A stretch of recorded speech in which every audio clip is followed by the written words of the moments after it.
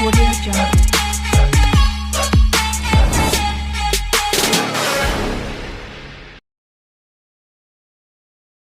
Hi hello नमस्कार मित्रांनो, मी तुमचा मित्र राज. जीवन एक अश्वमेध या आपल्या मराठी युट्यूब चॅनल मध्ये तुमचं सर्वांचं मनापासून सहर्ष स्वागत करतो. आय होप सर्वजण छान असतील, स्वतःची आणि इतरांची काळजी घेत असतील.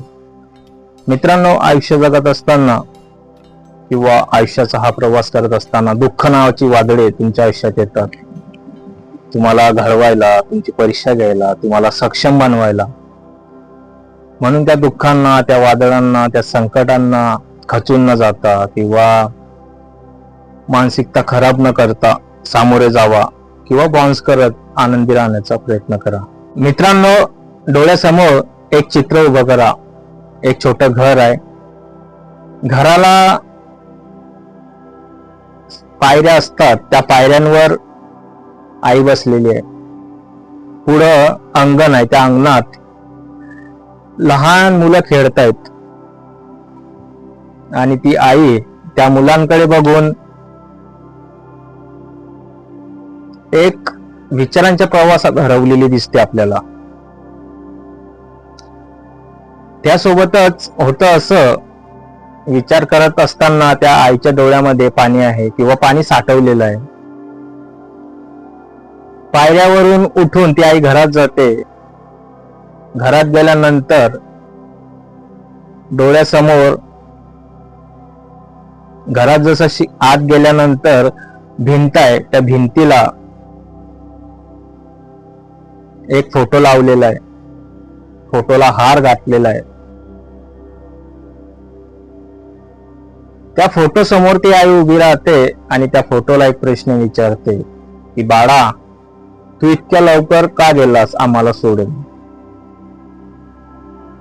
आणि असे असंख्य प्रश्न त्या आईच्या मनामध्ये आहेत. दुःखाचा डोंगर त्या आईच्या आयुष्यात कोसळलाय. कारण तिचा एक लाडका मुलगा या जगातून, या प्रपंचातून निघून गेलेला आहे. आणि ती आई आपल्या वेदना त्या फोटो समोर मांडते, त्या फोटोशी बोलतेय की, बाळा, आम्ही कुठे कमी पडलो तुला समजून घेण्यात? आणि त्या आईचं विचारांचं चक्र चालू होत आहे. तर मित्रांनो, ही कल्पना किंवा हे चित्र तुमच्या डोळ्यासमोर उभं राहिलं असेल. आज ही गोष्ट बहुतेक माझे जे मित्र असतील त्यांना रिलेट होईल. मित्रांनो, आईचं दुःख शब्दात आपण मांडू शकत नाही. पण म्हणतात ना, गोष्टी आपल्याला घडवत असतात, येणाऱ्या भविष्याचा आरसा दाखवत असतात. त्याच स्वरूपाची गोष्ट मी तुमच्यासाठी घेऊन येत असतो. जे समाजात घडतं तेच तुमच्या डोळ्यासमोर उजागर करत असतो. बहुतेक वेळा समाजात काही गोष्टी अशा घडतात की त्या मनाला चटका लावून जातात किंवा मन त्याने सुन्न होतं आणि आपण समाजात राहतो. काही गोष्टी आपल्याला दिसतात, आपल्या कानावर काही गोष्टी पडतात की असं झालं तसं झालं, आणि आपण ह्या गोष्टी ऐकतो आणि त्या गोष्टीतून एक परिवर्तन होत असतं. मित्रांनो, आई या शब्दामध्ये, या शब्दाचं वर्णन सांगायचं झालं म्हणजे तर खूप मोठं आहे. शब्दात आपण सांगूच शकत नाही. एक मुलगा लहान असतो.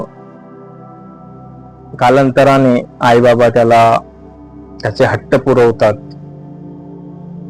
त्याला कपडे, लत्ते, खाणं पिणं सर्व गोष्टी आणून देतात. त्याचं शिक्षण असू द्या. कालांतराने त्या बाळाला दुनियादारीची ओळख होते. वडिलांना वाटतं आता आपला मुलगा मोठा झाला, त्याला कळतं, आणि या आशेवर आई बाबा आपलं जीवन, आपलं आयुष्य त्याच्यामध्ये बघत असतात की हा मुलगा मोठा झाल्यानंतर, आपल्या पायावर उभा राहिल्यानंतर आपला आधार बनेल. पण होतं असं, एकतर संगतीचा परिणाम किंवा विचारांची कमी आणि बदलते हे जग आहे त्याची चाहूल त्या मुलाला, बदलत्या जमान्याची चाहूल त्या मुलाला लागल्यानंतर त्याचे परिणाम कसे घातक होऊ शकतात आपल्या डोळ्यासमोर जिवंत उदाहरणं आहेत. मित्रांनो, आजचा तरुण विचार करणे विसरून गेलेला आहे. त्याला दिसतं फक्त 2 दिवसाचं आयुष्य, त्याला दिसतं फक्त लाईफ इज एन्जॉय या फॉर्म्युल्यावर आजचा तरुण जगतोय. आई बाबा आपल्या मुलांसाठी दिवसाची रात्र करतात, घामाचं रक्ताचं पाणी करून आपल्या मुलांना शिक्षण देत असतात, त्यांच्या आवडी हट्ट सर्व पुरवत असतात. आणि हा मुलगा लाईफ इज एन्जॉय म्हणून आपलं आयुष्य वेस्ट करत असेल तर कुठेतरी प्रश्नचिन्ह आहे. आयुष्य हे क्षणभंगूर आहे, आयुष्याचा भरोसा नाही, आयुष्याच्या चित्रपटाला वन्स मोर नाही. आयुष्य म्हणजे खेळ झालाय मित्रांनो. जसे दिवस चालू आहे आणि जशा गोष्टी घडतायत, आजकालचा तरुण विचार करणे सोडून दिलेला आहे, विचार करत नाही. मानसिकता त्याची ढासळते, कोणत्या कारणाने ढासळते त्याचा कुठेतरी परिणाम आईबाबांवर सुद्धा होतोय. फक्त विचार करण्यासाठी शब्दच असतात आई वडिलांकडे की आमचा मुलगा भविष्यात आमचा आधार बनेल, पण पालकांचं काम आहे आपल्या मुलांवर लक्ष ठेवायचं, काय योग्य आहे किंवा काय बरोबर आहे. मित्रांनो, आई बाबा आपल्याला खूप कष्टाने वाढवतात. उदाहरण द्यायचं झालं, एक छोटं रोपटं असेल मित्रांनो, तर रोपटं ते झाड होण्याचा जो प्रवास असतो तो खूप कठीण असतो. त्या रोपट्याचं संगोपन करणं, त्याला खत पाणी देणं, त्याची निगा राखणं, त्याचं संरक्षण करणं, नंतर त्याचं झाडात रूपांतर होतं. त्याचप्रमाणे सांगायचं झालं तर आई वडील पण आपल्याला लहानपणापासून आपली काळजी घेतात, आपल्याला पाहिजे त्या गोष्टी देतात, आपल्यासाठी रक्ताचं पाणी करतात. त्या गोष्टीचा विचार झाला पाहिजे. म्हणून मोटिवेशन किंवा खचून गेला असाल तर आईबाबांकडे बघा. आयुष्य हे क्षणभंगूर आहे, म्हणून त्या गोष्टीचा विचार करा की जर मला काही झालं तर माझ्या आई वडिलांचं पुढे काय होणार. जाणारा व्यक्ती जातो पण मागे ठेवून जातो असंख्य अशा वेदना. आधार शोधणारा जर आधारच नसेल, आई वडील आपल्यामध्ये आधार शोधत असतात, भविष्याचा आपला विचार करत असतात,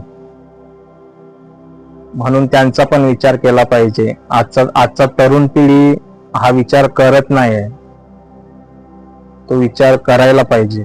एन्जॉय करा, सर्व करा, त्यासोबतच एक गोष्ट लक्षात ठेवा की कोणताही एन्जॉय आपल्या जीवावर बेतणार नाही याची काळजी घ्या. बाकी सर्व समजूतदार आहेत, हुशार आहेत. आजच्यासाठी एवढंच मित्रांनो. फक्त एवढंच सांगेल की स्वतःची काळजी घ्या.